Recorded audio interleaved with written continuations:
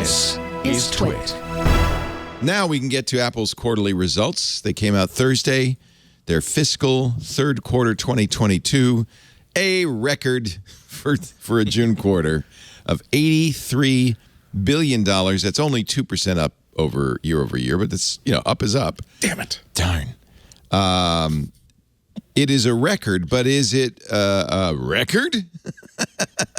Is it a wow, or is it more, well, it wasn't as bad as it could be. In fact, Apple quite a few times, I think, said what did Luca Maestri say? A cocktail of headwinds? Cocktail of headwinds, yes. The mixed metaphor of the week is cocktail of headwinds. How do you get a That's like a hurricane. I don't know. It's weird because, it's by Apple standards. Everything is by Apple standards, right? Because these results came out and the Wall Street people, I was listening to CNBC or something, and they're like, oh, thank God. And really, they're just so relieved because the tech stocks have been so bad. And to look at especially the iPhone number, iPhone was up 2% year over year, and that's half Apple's business. And I think the Wall Street people are like, oh, good, the iPhone isn't cratering. What a relief. Life is okay, at least. Yeah. And by Apple standards, I mean, again, it is a record third quarter. Third quarter is not their best quarter, but it's a record third quarter, so yay for them, I guess. But Apple's recent quarters have been amazing, and there were a lot of downs in their individual product categories, some of which can be ascribed to what they warned us about 3 months ago, which is that there were a bunch of factory shutdowns. Shutdowns. Yeah, one factory said stick them up to the other one. No, there were a lot of factory shutdowns in Shanghai where most Macs get assembled due to COVID. And they warned that they were not going to be able to make as many Macs as people wanted to buy. And while that is kind of a nice problem to have, that there was so much demand, the problem with that is you're leaving money on the table. And they said that they were going to leave between $4 and $8 billion on the table this quarter. They didn't. They said they came up a little short of $4 billion. So still almost $4 billion that they left on the table. And when they were asked about that, Mac sales after 5 record Mac quarters in a row were down 10% year over year. And when asked about that, I thought the most interesting thing in the whole call with analysts that they do after they release these results was Tim Cook saying, oh, no, we're happy it was 10%. You should have seen it before. And you get the sense that those factories were just coming online at the beginning of the quarter, and they were way behind on selling Macs. And by the end, they caught up enough to get to 10% down from a scary number that's even worse than that. So, some of this is about global economy and about them leaving Russia and all sorts of other things that they did, and their softness in wearables especially.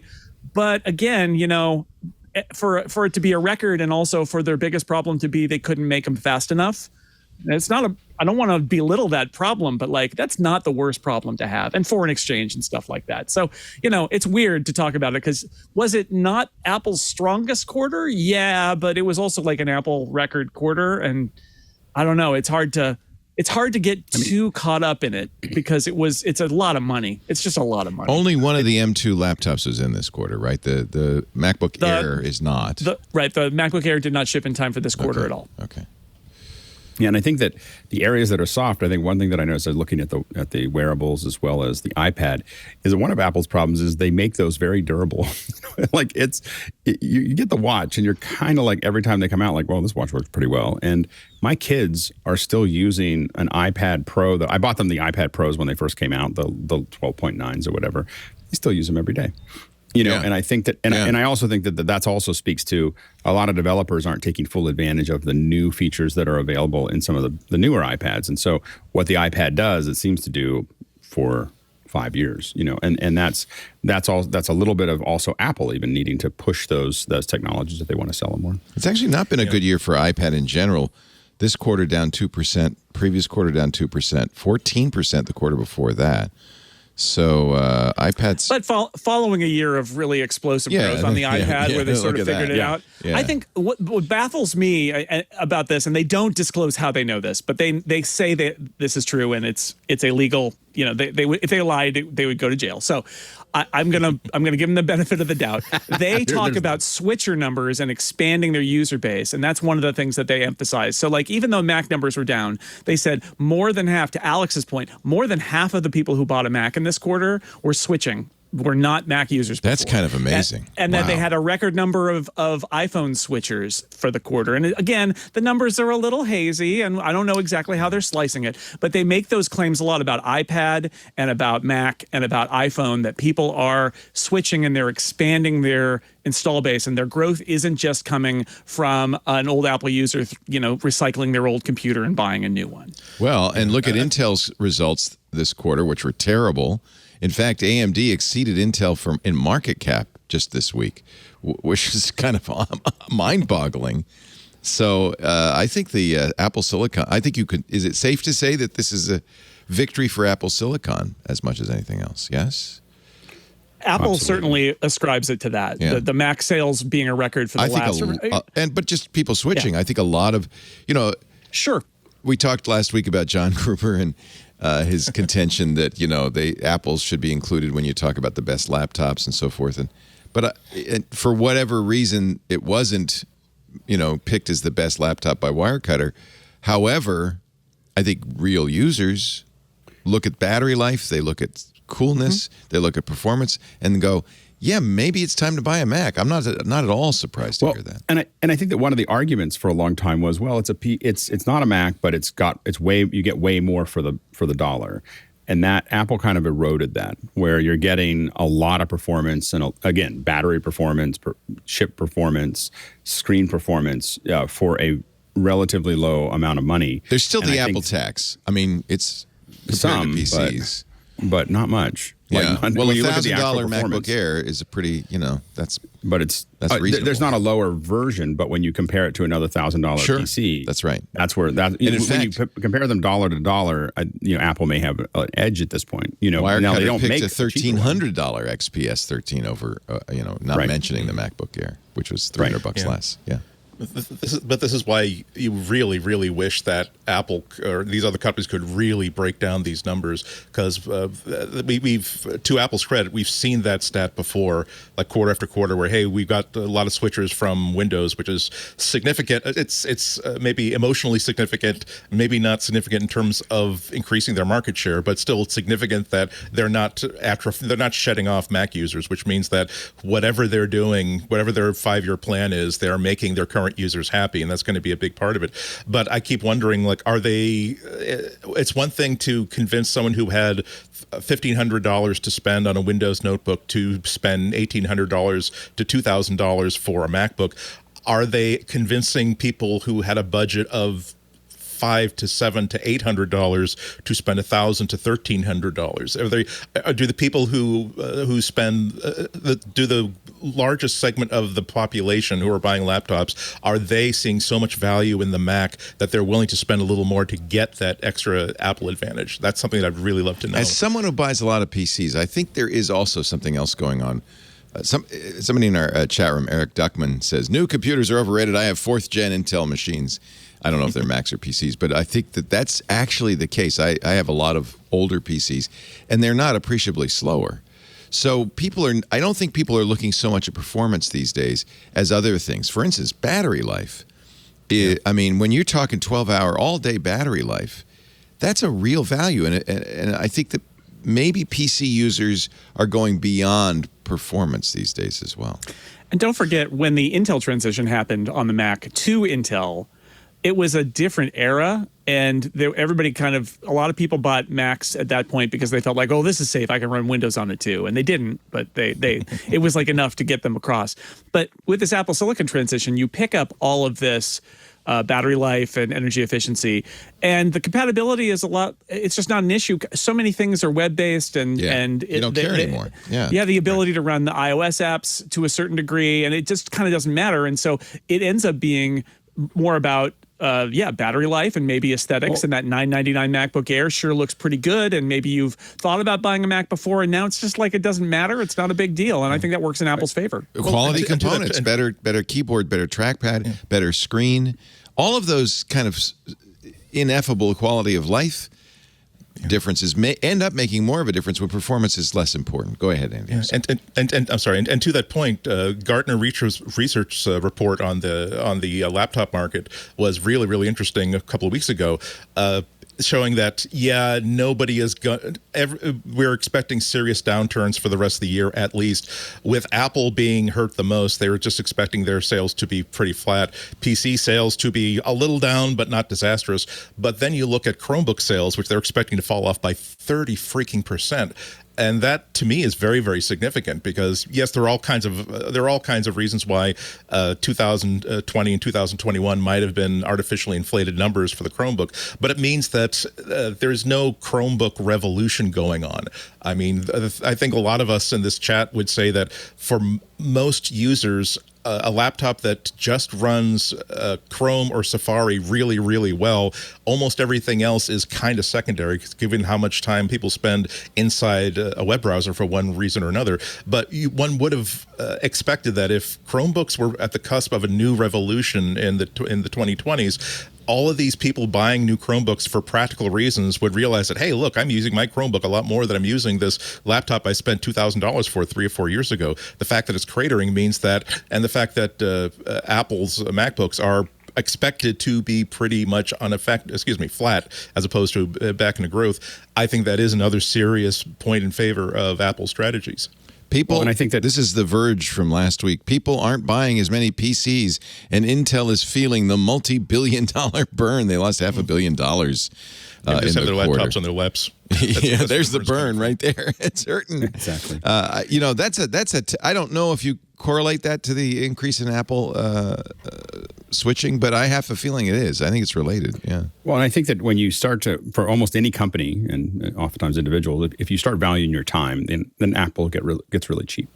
You know, the amount of time you spend fiddling with PCs and Chromebooks, and this is, I've worked at companies where the IT support department for the PC side, it's the same number of Mac and PC users. The support for the PCs is like 9 people. The support for the Mac side is like half a person. Like it's there. And it's a different level of cost and a different level of time. And I know for me, for a while I was really using a consumer PC with Oculus, and I finally just gave up on the whole thing because I was like, every forced update, it's no fun, Oculus. Is it? Yeah. Every forced update, I was like, and you can get out of that with an enterprise version and all this other stuff. But for an average person, when you have updates that are breaking a bunch of stuff that you're using all the time, that's I don't know how anybody thinks that that's okay. I don't know. I know that they have to do it, but I don't know how much faith I have. Certainly corporations, which have metrics and they measure all this, I understand they pay attention to it. But the individual, the homo economicus, I think probably isn't making this deep calculation about, 3 years from now, the overall cost of ownership.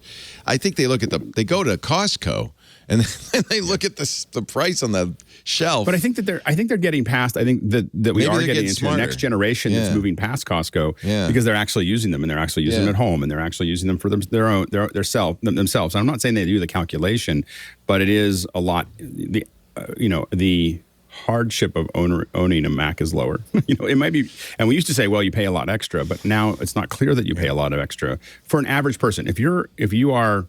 What I will say is that, we own a bunch of PCs, and I think there's more PCs in 090 than there are Macs. The main thing is if you are a savvy user, there are tons of things that a PC can do that a Mac can't. There are tons of things that there's flexibility and all kinds of things that you want to use. But anytime someone says, well, I'm a home user and I haven't used a computer a lot, I'm somewhere between an iPad and a Mac. Let's keep you out of the dangerous forest. That was interesting. I saw 9 to 5 Mac had a big feature article on should you buy an M2 MacBook Air or an iPad, an M1 iPad. And I thought that is a decision. Do people make that? Are people really? Absolutely. I talk to people all the time and I go, what are you doing? The first thing they say, well, what should I get? And I'm like, what do you do? And they're like, well, I surf the web and I do Word documents. Yeah, an iPad's fine. And I'm like, you should just get an iPad because then you don't have to worry about it. There's so many things. Or a Chromebook, but an iPad's such a better experience. A Chromebook is such a rock. It's really good at keeping doors from opening and shutting. But that's about its best use. It's such a worthless piece of. Okay, I do have My to say kids you're have them. absolutely I wrong hate about them. that. Oh my gosh, I hate them. All I'll say is that a nitpick on an earlier point that maintenance on a Chromebook is non-existent. It's up zero. there with the iPad. Yeah, usefulness is also it's way more- non-existent. Well, your poor kids again, those are foisted yeah. upon them by the school my district, gosh. and they're So not the bad. best Chromebooks ever, and blah blah. And they have also, But they I have, will say but this they is do get, my but they do Pixel- get free my lunches Pixel- that are nettable. look at that. That is a good Chromebook say he's that- got there, right there. I've got a Pixel book, and it is one of my main computers. I do I so agree. much work on this because it is so useful. Assuming that you don't get the $200 cheapest possible But that's the problem. model possible. Yeah, people sometimes and that is the problem. Right? Yeah, they're over economical. Homo super no, some of them- economicus. So I think that by the time you get to, you can get a really nicely made Chromebook for $400 to $500. I think a lot of people really do just associate Chromebooks with, well, this is the lowest common denominator. We just need to get more screens inside the house. We need to get more screens inside the office. But we can fill that remit for $200 or $300 a seat instead of $500 or $600 a seat. By the time you get into the price of a decent Chromebook, and really we're talking about Samsung makes a $700 Windows. I mean, the one you're holding notebook. up is $1,000 though. Let's be fair, right? Well, $800 it cost me because it's kind of a basic configuration. This is the Chrome. If This people is who are just Google's listening in audio, Pixel book. this is Google's Pixel book, which they stopped making, but still one of the nice. This is almost Apple-like in design, and yeah, you could buy this configured as an i7 Intel processor with lots of storage for like $1,200, $1,300, which is definitely, hey, I'm a senior executive. I can't be seen at a conference table with anything but the very, very best laptop out there. But yeah, no, it's out there. That's why I'm saying that I really do think it's significant that it's not the Chromebook as it's found its place. It's a very important place. It's a wonderful piece of technology. It's a wonderful operating system. The fact that Chrome OS Flex can now be installed on all kinds of computers that are perfectly useful, but they've just been abandoned by Apple and Microsoft. Also, a very, very important role in the playing field right now. However, it is significant that it hasn't really taken over the way that you would think that a computer that's this usefulness and expensive would, and so I think that is kudos to the iPad, kudos to the Mac. Although don't deprecate Chromebook sales. They consistently number one sales, a lot because of schools, but still, right. Chromebooks have done fine. I don't think anybody's saying. No, they're doing okay. I'm just saying that as someone who often tries to think about, I'm go into beard stroking mode about what does this say about our relationship with technology.